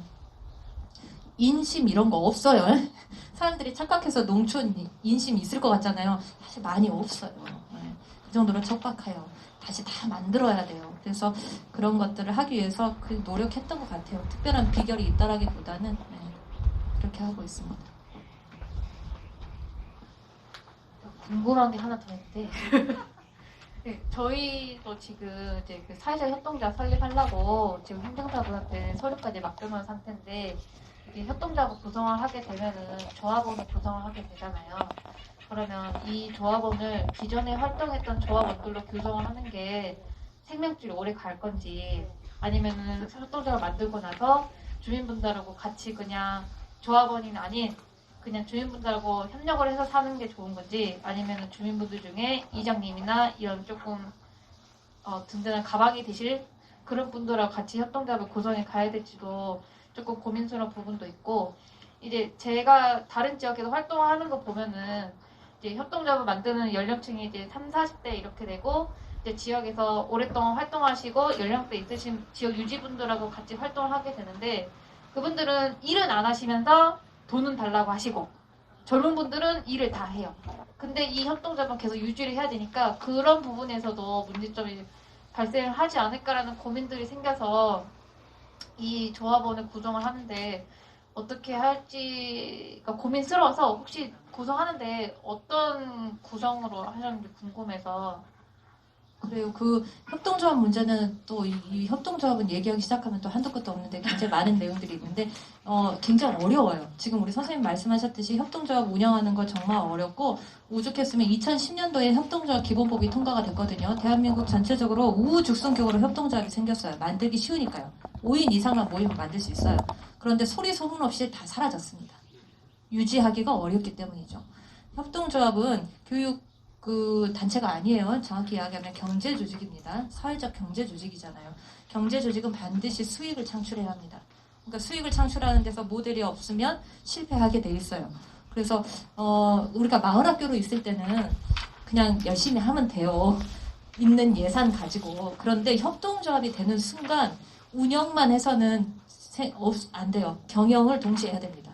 그러면 운영과 경영이 동시에 살아나야 이 협동조합이 가는 거예요. 그러면 다시 고민을 소급해서 만들 때 운영과 경영을 어떻게 하지? 라는 데 대한 고민과 계획이 먼저 서야 되겠죠. 어차피 협동조합은 5인 이상만 모이면 되니까 우리는 이제 깨운 마을학교 사회적 협동조합이잖아요. 우리가 이 사회적 협동조합을 만들기 위해서 몇 년을 논의했을 것 같으세요? 5년 넘게 논의를 했어요. 매년 얘기해요. 이제 만들까? 안 돼. 아직 안 돼. 그 다음에 또 얘기해요. 이제 만들까?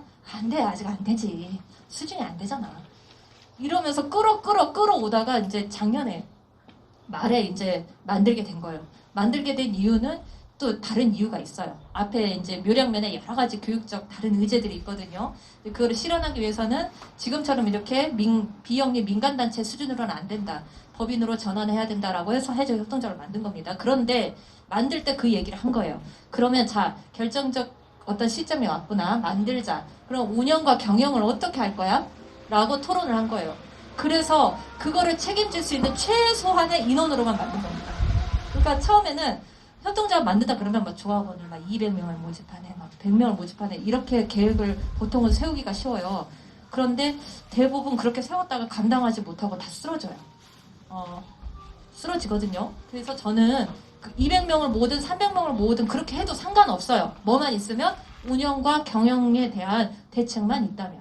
그런데 저희는 운영과 경영에 대한 대책을 고민하다가 이거를 정말 책임질 수 있는 8인의 결사체를 만든 거예요. 그래가지고 8명이 죽을 때까지 이거는 책임지자라고 해서 이게 결의가 확보됐을 때 사회적 협동조합을 띄운 겁니다.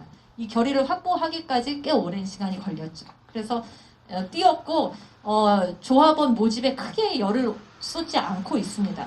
조합원 모집도 중요한데 지금은 어쨌건 8명을 중심으로 해서 5인 이상이니까 8명을 중심으로 해서 안정적인 운영 모델을 우리 안에서 자립적으로 만들어보자. 여기에 집중하고 있어요. 그러면 저희가 하는 사업은 리플렛에도 있습니다만은 돈은 없어요. 그러니까 이제 신생 협동조합이 뭔 돈이 있겠어요. 교육청에서 받은 1,500만 원밖에 없단 말입니다. 그러니까 그걸 가지고 마을학교 운영하면서 나머지는 대부분 다 그냥 자립적인 그냥 자원봉사, 그냥 노력봉사 뭐 이렇게 하고 있는 거예요. 대신에 이제 이후에 이런 과정을 통해서 이렇게 우리 묘량면에 마을교육 자치 어떤 거버넌스가 형성된다면 어떤 사업이 가능하겠다. 그랬을 때 어떤 수익도 창출될 수 있겠구나라는 데 대한 대략의 그림은 있다는 거죠. 그러니까 덜컥 조직만 만든다고 해서 자연스럽게 일이 되는 게 아니라 운영과 경영 모델을 세우면 그것을 실현할 수 있는 주체를 5인 이상 모아서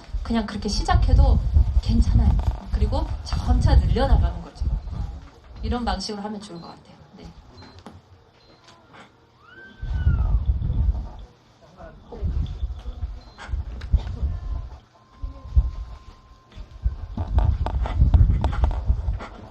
말씀 잘 들었습니다.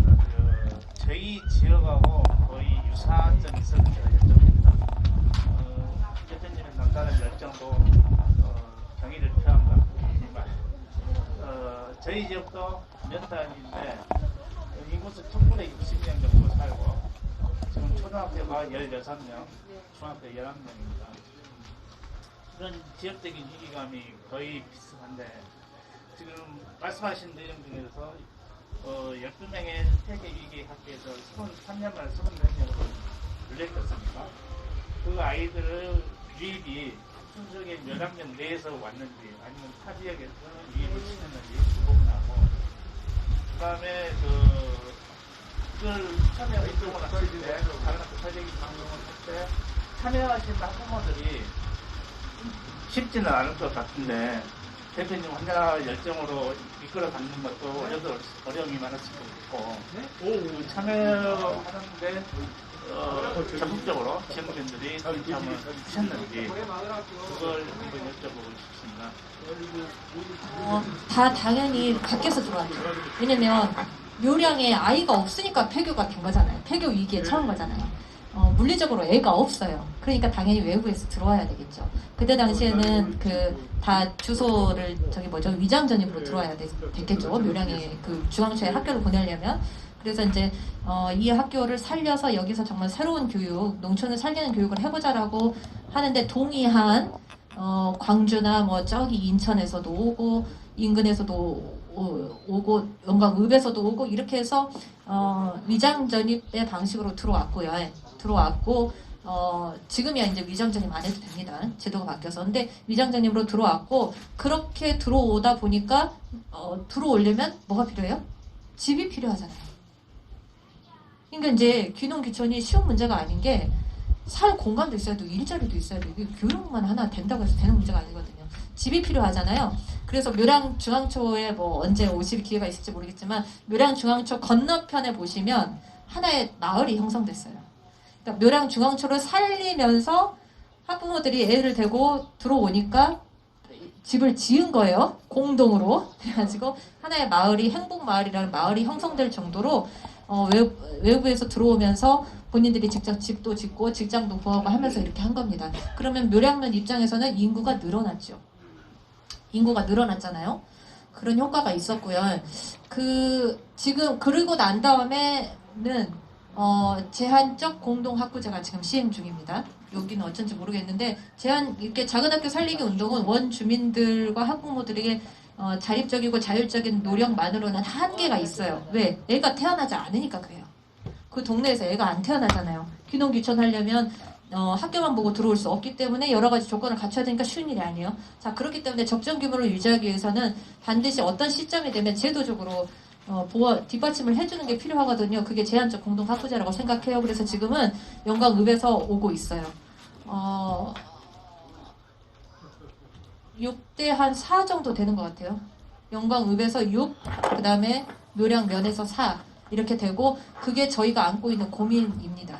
이게 숫자가 역전돼야 될 건데 그러면 묘량면에 누가 살로 들어가야 될 건데 어떻게 할까 이렇게 되는 거고 그러다 보니까 교육이나 복지나 일자리나 이런 부분이 동시에 주거나 이런 것들이 해결돼야 되겠구나 뭐 이런 고민을 하고 있는 거고요. 처음부터 다 누구나 동의하진 않았겠죠 당연히. 설득하는 과정이 있었고 이 설득에 하는 데 있어서 가장 절실한 이해가 있는 집단이 가장 많은 노력을 하게 되겠어요. 가장 절실한 이해가 있는 집단은 교사도 아니고 지역 주민도 아니었습니다. 그때 당시에는 학부모들이었죠. 그래서 학부모들이 가장 절실한 이해가 있기 때문에 가장 많은 노력을 했고 그런 노력들이 지역 사람들을 움직이는 과정이 있어요. 그래서 뭐 학교 운동에도 지역 축제로 같이 하고 또 이제 마을학교가 활성화되면서 다양한 마을하고의 결합되는 이런 과정이 있다 보니까 당연히 지금은 묘량면의 향후 10년의 비전을 어떻게 세울 거냐 이런데 논의를 해서 비전을 수립했는데 그거의 1번으로 교육을 꼽았습니다. 지역 주민들이 다. 그래서 이제 묘량 중앙초등학교를 어쨌건 잘 만들어서 교육을 통해서 이 지역을 살려보자라고 하는 데 대해서 지역사회에 대해 공통된 일치된 어떤 합의가 있어요.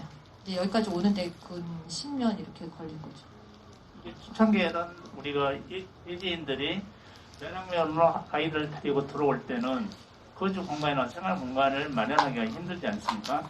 그걸 했을 때 영광군에서 행정적 지원도 해주셨나요? 아니요. 대체로 다 별로 관심이 없어요. 그러니까 묘량 중앙초를 주목하기 시작했던 거는 중앙초가 폐교가 철회된 다음부터예요. 사실은 폐교 방침을 철회하기까지는 정말 바닥을 기는 과정이었어요. 누구도 도와주지 않습니다. 왜냐하면 이미 폐교될 학교니까 그래요. 폐교될 학교니까. 그런데 폐교가 이렇게 딱 방침이 철회되는 순간 이때부터는 기하급수적인 발전을 하게 돼요. 네. 발전 곡선이 그냥 정비례 곡선이 아니고 정말 포물선을 그리면서 기하급수적으로 발전을 하고 학생 수가 102명까지 육박한 적이 있었어요. 지금은 조금 줄어가지고 유치원 포함해서 지금은 90명 조금 넘나? 아무튼 그 정도 되는데 어쨌건 그래요. 그래서 처음에는 다 누구나 이렇게 지원을 알아서 해주거나 이렇게 관해서 그런 게 없었죠. 결국은 이제 학교발전위원회를 지역사회 내에서 구성해가지고 돈을 모금해가지고 애들이 통학이 안 되니까 시골은 통학이 안 되잖아요. 근데 폐교 위기니까 폐교 방침 떨어진 학교니까 통학버스를 지원을 했겠냐고요. 안 했겠잖아요. 그럼 이 애들은 어떻게 학교에 보내요? 네, 자기 부모들이 차로 하는 것도 한계가 있어요. 그래서 학교발전추진위원회 그때 당시 폐교를 막기 위해서 임시로 구성한 그 조직이 있었습니다. 거기서 모금을 해가지고 봉고차 한 대를 샀어요. 네, 그래갖고 그거를 8년 동안 그 차량 봉사를 했어요. 비가 오나 눈이 오나 단 하루도 빼놓지 않고 한 거예요. 그러니까 그러면서 이제 나중에는 8년 동안 하고 마무리를 지었어요. 밀양중앙초에 통학버스 45인승 버스가 2대가 생겼거든요. 더 이상 할 필요가 없게 되는 어떤 시점까지 정말 막 끈기 있게 한 거죠. 그런 노력들이 이제 인정이 돼서 다른 자원들이 연계가 되고 들어오고 없던 체육관도 생기고 남의 학교에서 밥을 실어다 먹였는데 급식실도 생기고 이렇게 되는 거죠. 궁금한 부분이 그러면 지금 이렇게 계속 발전을 해 오셨잖아요. 그러면은 마지막 최종 목표가 어떻게 될지 여쭤봐도 최종 목표라는 게 있을까 이런 생각을 해봐요. 사실은 왜냐면은 이제 우리가 학교 살리기를 딱 그 학교가 폐교가 철회되고 이렇게 통폐방침이 철회됐을 때가 끝이 아니었어요. 근데 그때 당시에 끝이 아니었던 이유는 그 3년의 과정을 통해서 우리도 성장을 했을 거 아니에요. 그러니까 3년 전하고는 달라요, 우리가. 그러니까 당연히 그 새로운 고민들이 생겼고 그 새로운 고민들을 하기 위해서 또 다른 시도를 했겠잖아요. 진화라고 하는 건 그런 과정이라고 생각해요. 중단이 없는 과정이라고 생각해요. 최종 목표라기보다는 저의 하나의 소망이 있다면 포기하지 않았으면 좋겠다라고 하는 소망이 있어요. 사실은 어저께 이제 뭐죠? 우리 마을학교 스텝 중에 한 명이 그랬어요. 묘량중앙초등학교가 지금 초등학교 하나만 있으니까 애들이 중학교 가면서부터는 동네에서 그림자가 되거든요. 사라져. 투명인간. 그래서 이게 너무 안타깝고 우리의 활동도 뭔가 좀 막혀있는 것 같고 그래서 중학교를 만들어야 된다. 이래가지고 지금 지역이 중학교 만드는 문제에 온 신경이 지금 쏘여 있어요. 그런데 이제 사실 여러 가지 제도적 한계가 있어요. 뒷받침할 만한 그 법적 근거도 미약하고 그래가지고 검토하고 있어요. 긍정적으로 잘 풀리기를 바라지만 안 될 수도 있을 것 같다는 생각도 하고 있어요. 그런데 어저께 우리 마을학교 스텝 중에 한 명이 그래요. 무슨 얘기를 하다가 묘량중앙초는 한다고 하면 다 되지. 그리고 우리가 무슨 마법사도 아니고 하자고 하면 다 된가? 그랬더니 아니 다 되지. 될 때까지 하잖아. 될 때까지. 될 때까지 하기 때문에 반드시 되지. 하기로 한 거는. 그러니까 결국은 이렇게 우리가 어떤 실물화된 어떤 완결적인 어떤 목표가 있냐 없냐가 중요한 게 아니라 우리가 끊임없이 성장할 수 있는가 이런 게 중요한 가치라고 생각하고 학교 선생님들한테도 얘기를 해요. 어차피 마을교육 공동체는 가르침을 주는 사람, 가르침을 받는 사람이 구분과 경계가 없는 일이다. 누구나 배우는 사람, 누구나 가르치는 사람이 될 수 있다. 결국은 마을교육 공동체라고 하는 울타리 안에서 학생, 교사, 지역주민, 학부모 모두가 어떻게 함께 성장할 것인가 이런 부분이 중요하기 때문에 뭐 누가 주도권을 쥐어야 되냐, 뭐 누가 키를 잡아야 되냐 이런 논쟁에 우리가 시간 낭비할 여유가 없다. 우리가 다 같이 동반 성장을 어떻게 할 것인가 이런 데 포커스를 맞춰서 장점이 있다면 장점을 드러내고 약점이 있다면 서로 보완해주면서 가야 한다. 자, 가야 하는데 꽤 길게 갔으면 좋겠다. 이렇게만 생각하고 있는 거죠. 가다 보면 늘 새로운 과제들이 생기지 않겠습니까? 또 이렇게 이렇게 뭐죠? 그 변화된 어떤 시대에 맞게 또 새로운 과제를 생각해내고 또 그걸 또 실현하면 또 한 단계 또 업그레이드 되는 것이고 또 새로운 과제가 또 보이겠잖아요. 그럼 또 실현해 나가고 그렇게 본다면 그냥 삶 그 자체라고 생각을 해요. 그냥 그래서 머리 아프게 생각 안 하기로 했어요. 뭐 10년 뒤의 미래, 20년 뒤의 미래라게 이런 거를 가늠하기보다는 그냥 오늘 벌려진 일에 좀 충실하다 보면은 어딘가에 나도 모르게 다 있지 않을까. 그랬을 때 나 혼자 거기서 깃발을 들고 외롭게 서 있지 말고 다 같이 서 있었으면 좋겠다. 뭐 그런 정도 수준입니다. 네.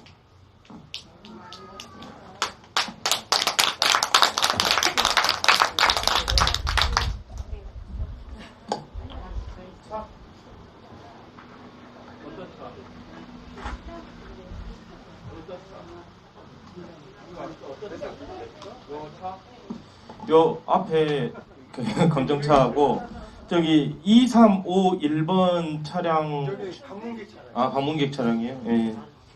그 방금 한 시간 넘게 이민희 대표님 관련한 이야기를 좀 들었습니다. 사례나 상황은 좀 다를 수도 있어요. 저희 나주랑 운영하고 계시는 마을학교랑 이 묘랑 깨운마을학교 같은 경우는 어떻게 보면 작은 학교를 살려내기 위해서 지역민 그 학부모님께서 시작을 하셨고요. 지금은 아주 훌륭한 학교 모델로 지금 성장을 해서 한번 모셔서 이야기를 들었습니다. 많은 도움이 되셨으면 좋겠습니다. 박수로 마치겠습니다. 장소가 좀 벽이 없다 보니까 바람 때문에 좀 쌀쌀하시죠. 그늘이고. 그래서 좀 진행을 좀 빨리빨리 하겠는데요. 이 다음에 이제 우리 빛가람 마을학교 우리 사무장님 중심으로 협의회를 진행하실 거예요. 그 전에 제가 잠깐 안내해 드릴 내용이 있어서 말씀드리겠습니다. 유인물 한 장 있죠. 제 말씀까지 하고 잠시 쉬었다가 협의회 진행하겠습니다. 유인물 한 장 거기 보시면 이야기를 들으신 분도 있으실 것이고 처음 들어보신 분도 계실 거예요. 예. 현재 지금 전라남 도교육청에서 서울특별시 교육청하고 농산어촌 유학이라고 하는 사업을 추진하고 있습니다. 그래서 전라남도 22개 시군이 다 대상이 되고 있고요. 그중에 이제 저희 나주도 서울에서 내려오고 희망하려고 유학을 농산어촌 이쪽 전남 지역으로 희망을 하는 학생이 있을 경우를 이제 예상을 하고 혹시 이제 농산어촌 유학을 가능한 농가나 이런 지역 내에 그 학생들이나 학생 가족이 거주할 수 있는 숙박 가능한 곳을 좀 리스트를 좀 확보하려고 오늘 이 자리에서 좀 간단히 안내를 좀 드리려고 합니다. 이 농산어촌 유학은 이제 저희가 이제 취지는 이제 저희 전남에 자랑할 것이나 뭐 이런 것들이 많이 있겠잖아요. 그리고 지금 여기 마을학교 운영하고 계신 각 마을에서도 여러 가지 특성이나 전남의 특성을 살릴 수 있는, 알아볼 수 있는 곳, 뭐 지역의 특성을 경험할 수 있는 여러 가지 여건이나 마을학교 프로그램들도 있을 거예요. 이런 것을 서울에 있는 학생들이 서울 밖에 새로운 경험을 하기 위해서 지역 좀 서울과 전남이 이제 사업을 공유하면서 이렇게 좀 추진을 하고 있습니다. 그래서 더 자세한 내용은 이제 관심이 있으면 지역 내에 가서 이제 홍보를 좀 해주시고 또 마을학교 운영하시는 마을학교의 주변에 이런 학생들이 서울에 있는 학생들이 내려와서 거주할 수 있는 농가가 있다라면 그분한테도 안내를 해주셔서 저희 교육청에서 직접 찾아가서 더 자세히 설명을 해드리려고 해요. 그래서 크게 두 가지 형태입니다. 서울의 학생들만 내려오는 경우와 그리고 서울의 학생과 가족이 부모님이 인솔을 해서 같이 내려오는 경우 이 두 가지 형태를 지금 나주에서는 생각을 하고 있고요. 그래서 필요한 게 주거시설이에요. 그래서 그런 동네 이제 지역에 제가 볼 때 이 마을학교 운영하시는 마을은 어떻게 보면 그 면단에서 중심이 되는 좀 지역이기도 해요. 그러니까 이런 사업이 있다고 지역민에게 알려주시거나 아니면 본인이 희망하실 경우 저희한테 연락을 주시면 저희가 직접 찾아가서 연락을 드리겠습니다. 그럼 이 학생들이 왔을 때 그냥 무료로 하냐? 이 학생들이 내려왔을 때 약간의 경비나 이런 부분, 그 숙박하고 체류를 하는 데 드는 비용을 교육청과 이 서울 학생들 쪽에서 이제 분담을 해서 그 농가나 숙박을 해주시는 그 가정 내에 지원을 지급합니다. 그래서 대략 그 비용은 거기 예시되어 있는 것처럼 학생 한 명당 한 60만 원 정도 이렇게 그 우리 집에 서울에 있는 학생이 유학에서 와서 우리 집에 거주를 하면 그 집에 한 60만 원 정도의 그 지원금이 나갑니다. 그래서 한 2명이 오면 뭐 한 120만 원 뭐 이런 식으로 해서 학생들의 그 원활한 이 지역 내에 거주를 하고 인근 학교로 전학을 와서 여기서 학생들이 이제 생활을 하는 거죠. 한번 이제 결정이 되면 한 6개월 정도 학생이 있게 될 거예요. 그래서 이 학생들을 이 체류를 하면서 이제 농가 부모 역할도 좀 가능하신 분이면 좋겠고, 그리고 이 학생들이 방과 후 기본적으로 낮 동안은 학교에서 생활을 하겠죠. 학교 방과 후나 이런 부분은. 하지만 이 학생들 이후에 그 잠자거나 숙식을 이렇게 좀 제공을 해주시는 것에 대한 경비입니다. 그래서 이런 형태도 있고, 또 다른 형태는 집만 소개를 해주시는 경우에 우리 동네에 혹시 빈집이나 충분히 거주할 만한 시설이 갖춰져 있고 마을회관 같은 경우는 좀 곤란하지만 이런 지자체에서 지원받아서 빈집을 이렇게 리모델링해서 이렇게 확보된 마을도 있는 걸로 알아요. 현재 그 집이 어떤 숙박이나 장기 귀농 귀촌하는 쪽으로 지원을 하려고 한 곳이 있는데, 이런 곳을 그 마을에서 확보를 하고 계신 마을이 있다라면 저희가한테 연락을 주시면 저희도 찾아가서 안내를 해드리고 마을에 가서 설명을 좀 해서 그런 리스트를 좀 상반기 중에 확보를 해서 하반기에는 나주시에도 이 서울의 학생들이 내려와서 나주에 대해서도 알아가고 나주를 좀 경험할 수 있는 기회를 좀 제공하려고 합니다. 좀 관심을 가져주시고 지역에 가셔서도 이런 내용을 안내해 주시고, 혹시 희망하시는 분이 있으면 언제든지 연락 주시면 또 찾아가 설명드리겠습니다. 이상입니다. 아까 6개월이라고 했는데 6개월 동안 학생 한 명 10만 원. 매달이에요. 월 60만 원입니다. 월 60만 원.